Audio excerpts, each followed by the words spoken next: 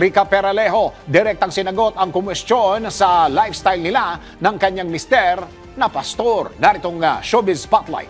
Miyanton. Tila na-offense si Rica Peralejo sa tanong ng isang netizen tungkol sa kanilang lifestyle ng kanyang mister na pastor. Ito'y matapos tanungin si Rica ng isang netizen kung paano na-afford ng kanyang pamilya ang mag-travel, gayong maliit lang naman umano ang sweldo ng isang pastor. Sa pamamagitan ng kanyang TikTok account, sinagot na actress ang naturang tanong. Ayon kay Rica, hindi niya raw alam kung kilala daw ba siya ng nasabing netizen dahil simula 12 years old ay artista na siya. Dahil daw sa maagang pagtatrabaho niya sa showbiz, kung kaya't nakaipon siya at nakapagpundar para sa kanyang sarili at sa kanyang pamilya. Sinay pa nito na ngayon naman daw ay isa na siyang content creator at may mga kumpanya at brand daw na nakakatrabaho niya at doon siya kumikita ng mas malaki raw kaysa sa kinikita ng kanyang asawa. Pero ngayon daw ay mas malaki na ang sahod ng kanyang mister kaysa kanya dahil hindi lang pagpapastor ang source ng income nito, kundi may trabaho na talaga. At iyan aking balitang showbiz para sa impilang metodong lakas, DWIZ.